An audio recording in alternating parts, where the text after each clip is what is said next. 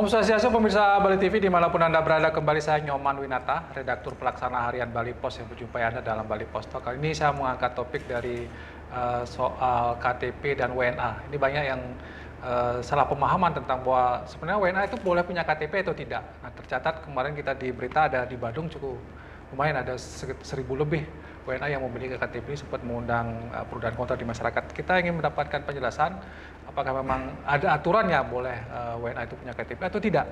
Kita akan mewawancari Bapak Ana Agung Ngurah Arimbawa. Beliau adalah Kepala Dinas Kependudukan dan Pencatatan Sipil Kabupaten Badung. Kita sapa dulu narasumber kita. Om Swastiastu, Pak Kadis. Swastiastu. Gimana kabar, sehat ya? Sehat. Ya. Ya. Pak Kadis, kalau kita bicara kemarin kan ada pemberitaan cukup. Ya. Di Badung ada 1.000 sekian ya WNA yang memiliki 1.380. 80 ya, cukup paling terbanyak di Bali kalau tidak salah. Ya. Nah, sebenarnya di masyarakat berkembang nih, oh gimana nih kerjanya Kadis Dukcapil misalnya, kok ada WNA bisa punya KTP? Ya. Sebenarnya aturannya gimana sih Pak Kadis? Baik, terima kasih dari media Bali Pos. Bali Pos ya, oke. Dari media Bali Pos yang saya hormati.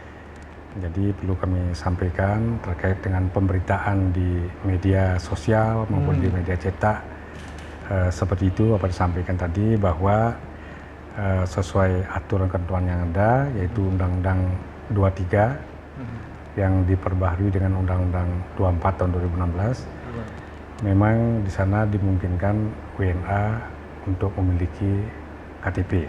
Kartu tanda penduduk. Nah, hal itu ditindaklanjuti oleh Permendagri 72 tahun 2022. Itu tentang masalah KTP orang asing tersebut. Jadi pada intinya kami melayani sesuai dengan ketentuan aturan yang ada. Tidak ada lebih dari itu karena orang asing itu punya KTP kan awalnya dia punya dari imigrasi punya kitab dulu. Kitab-kitab itu ya, berdasarkan kitab yang diterbitkan oleh imigrasi, kami menindaklanjuti dengan KK dan KTP. KTP ya. Ya. Kitab itu ke kartu identitas penduduk tetap. Ya. Jadi kita tindak lanjuti dengan menerbitkan KK dan KTP. Nah, itu pun proses penerbitannya itu kita harus melakukan perekaman dulu bagi orang asing yang akan mohon KTP. Jadi direkam dulu. Orang asing wajib melakukan perekaman di kantor camat. Kita punya pelayanan juga kantor camat maupun di Dinas Dukcapil. Jadi perekaman ini terkait dengan foto wajahnya, sidik jarinya, dan iris matanya. Itu sama dengan proses untuk perekaman untuk KTP warga negara Indonesia sama ya? Sama. Prosesnya sama. Jadi karena itu orang asing ini kita sesuai dengan ketentuan itu kita terbitkan KK dulu kita terbitkan. Setelah KK baru KTP. Jadi di sana dia melakukan orang asing kan wajib pendaftaran penduduknya dulu, pendaftaran biodata penduduknya dia harus daftarkan dulu di Dinas Kependudukan dan Pencatatan Sipil. Jadi tidak cukup dengan hanya mengantongi kitab aja, tapi orang asing ini harus melanjuti dengan itu. Jadi intinya sebenarnya warga negara asing boleh berdasarkan aturan ini ya, berdasarkan boleh aturan. Dia punya KTP, bahkan KK ya, KK kan KTP. Tapi syaratnya harus dia punya kitab dulu gitu kitab ya. Dulu. Yaitu diurus di imigrasi. Tapi kalau dari perwajahan bentuk wujud dari KTP-nya ada perbedaan tidak sebenarnya Pak Kadis antara yang WNA dengan yang WNI? Sama-sama KTP kan ini kartu tanda penduduk gitu. Jadi kalau dari perwajahan memang waktu zaman dulu kita kan bicara flashback zaman sebelumnya. Jadi KTP itu mungkin dicetak dengan model kertas ya. Ini saya belum di sini waktu itu. Jadi teman-teman yang lebih duluan di sini ada kabir di sini yang menyampaikan untuk cetak dengan kertas. Setelah itu karena di undang-undang kan tidak ditentukan harus menggunakan kertas warna oranye atau warna warna biru. Tidak ada diatur spesifik seperti itu. Jadi hanya boleh mencetak. Nah, kita gunakanlah warna biru. Sama dengan KTP. Sama dengan KTP WNI. Jadi itu prosesnya bukan 2022 kemarin aja, tapi sudah dari sebelumnya proses itu. proses itu artinya ketentuan warna itu udah dari sebelumnya, bukan 2022 kemarin yang sempat nama KTP Rusia yang atas nama siapa namanya itu viral. Nah, dengan adanya Permendagri 72 2022, nah di sana baru diatur secara tegas. Itu diterbitkan bulan April 2022. Secara tegas bahwa warna KTP itu dibedakan WNI warna biru, WNA warna oranye. Nah, kenapa kita masih menggunakan warna apa? Warna biru. Waktu pencetakan KTP bulan September yang sempat viral itu. Karena kita nyetak bulan September. Sedangkan keping KTP yang warna oranye baru kita terima tanggal 2 November dari 2022. Jadi otomatis Septembernya kita cetak dengan biru. Sebetulnya tidak ada masalah karena dalam KTP orang asing WNA itu yang warna biru sudah jelas tertera namanya orang asing, kewarganegaranya orang asing, termasuk apa namanya bahasa yang kita gunakan dalam KTP itu bahasa Inggris. Oh, bahasa Inggris ya, bukan bahasa Inggris. Nah, terus pekerjaannya juga jelas. Dan yang terpenting masa berlakunya. Masa berlakunya ini adalah 5 tahun. 5 tahun ya. Sesuai masa berlaku kitabnya. Nah, seperti itu. Jadi sebetulnya tidak ada masalah yang prinsip sekali. Dan ini bukan Bandung aja, Pak.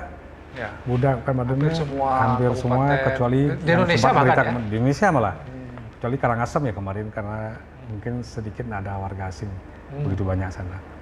Badung paling banyak ya karena wisata, memang orang asing banyak tinggal di Badungnya memang. Banyak tinggal di Badung. Ya. Nah, jadi memang intinya sudah sesuai dengan prosedur, sudah sesuai dengan aturan. Kenapa warnanya? Tapi di dalam isi dari KTP WNA itu sudah jelas ya, bahasanya juga bahasa Inggris, kewarganegaraannya masih kewarganegaraan, warga negara Indonesia, bukan warga negara dan ada masa berlakunya. Yeah. Jadi memang, nah sebenarnya kalau ada masyarakat juga bertanya-tanya, buat apa sih sebenarnya KTP orang asing itu punya KTP gitu? Ya kalau orang asing punya KTP kan dia urusan pada saat COVID kemarin, dia punya kitas ada SKTT, kita dengan SKTT. Dia bisa mendapatkan vaksin gratis. Vaksin gratis didapatkan karena dia sudah dengan SKTT dia kantongi, dia sudah mendapatkan NIK. Demikian juga dengan KTP dia mungkin ada transaksi atau ingin berusaha dan lain sebagainya, mendapat pelayanan publik di Badung khususnya. Nah itu kan dengan KTP itu dia bisa dapatkan. Karena memang di Undang-Undang Penduduk Indonesia, karena penduduk Indonesia itu tidak hanya warga negara Indonesia gitu ya disebutkan. Tapi juga ada. Kalau namanya definisi penduduk sesuai Undang-Undang 24 itu adalah warga negara Indonesia atau WNI dan orang asing. Itulah penduduk namanya. Ya. Jadi bukan. Tapi kemudian yang lain adalah yang paling penting kalau WNA tidak punya hak politik gitu ya. Ya. Karena kemarin juga sempat orang-orang politik juga ribut gitu ya. Bedanya dia tidak memiliki hak politik. Gitu. Hak politik tidak punya, baik dipilih maupun memilih tidak bisa. Gitu ya. Itu yang membedakan juga. Ya. Itu perbedaan prinsipnya gitu ya. Betul. Nah, kalau kita bicara kasus lah kemarin sempat di Denpasar agak viral juga, agak bakal ramai jadi kasus hukum gitu misalnya ada WNA sampai punya KTP. Nah itu kan mungkin terjadi manipulasi data dan lain sebagainya. Nah untuk mencegah hal-hal seperti itu tidak terjadi di Badung, adakah strategi khusus yang dilakukan oleh Risduk Capil?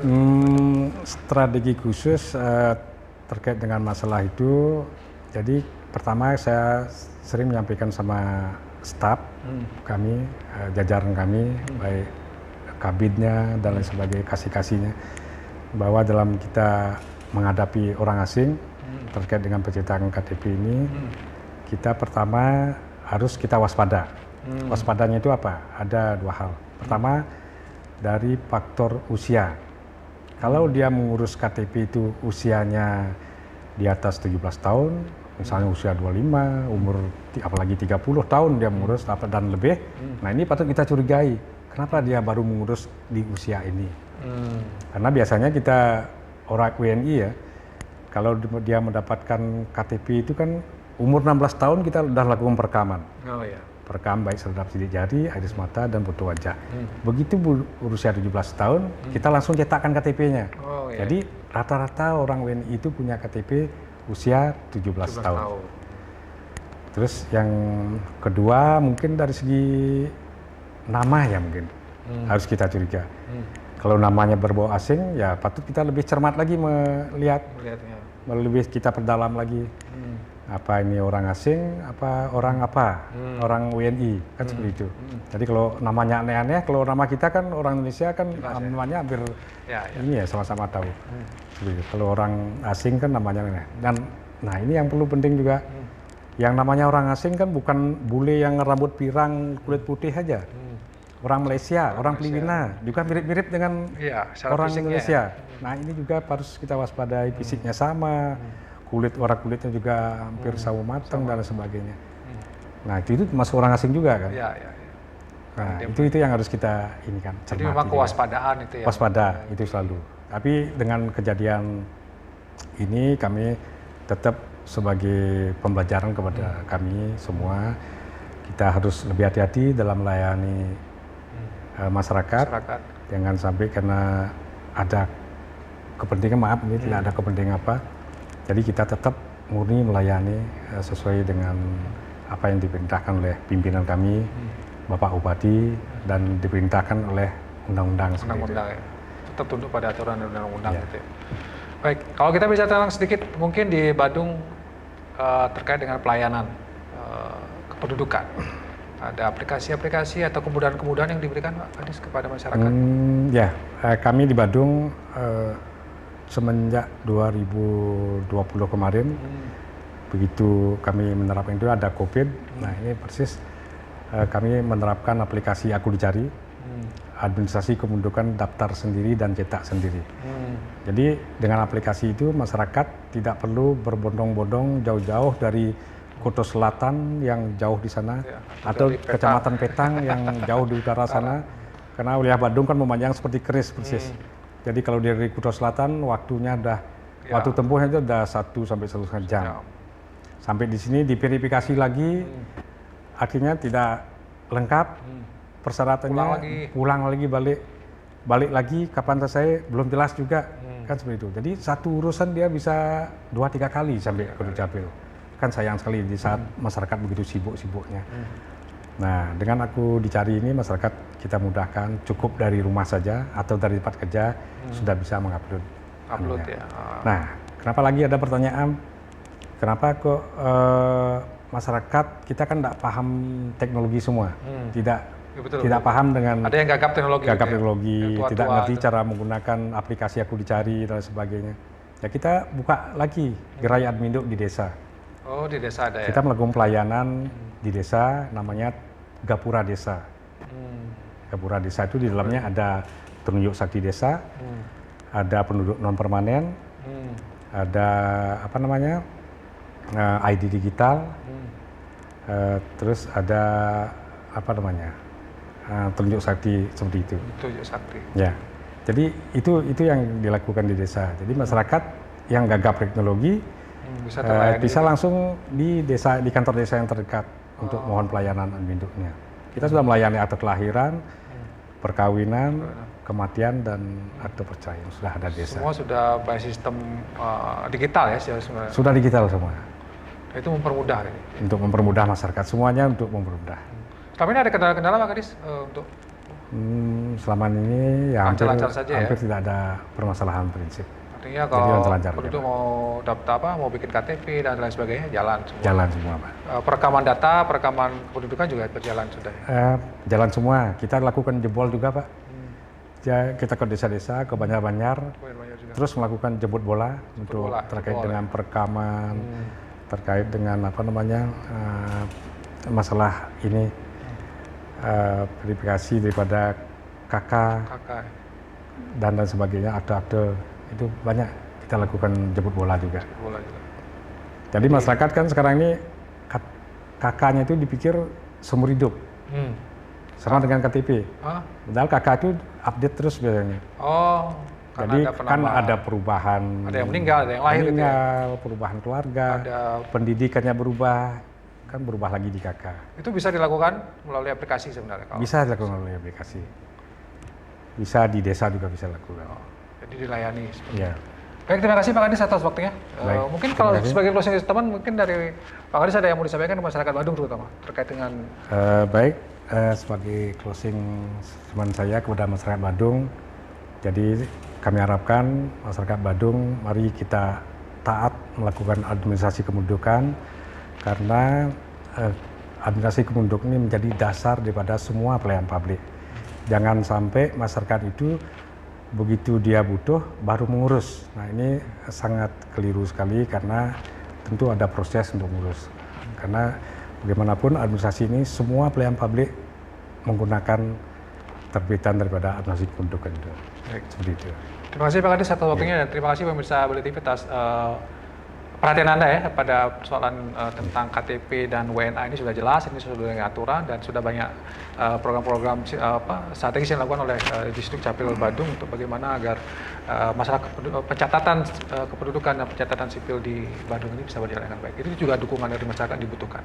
Sekali lagi terima kasih. Saya tutup Bali Post Talk ini dengan Pramono Santi, Om Santi. Terima kasih, sampai jumpa.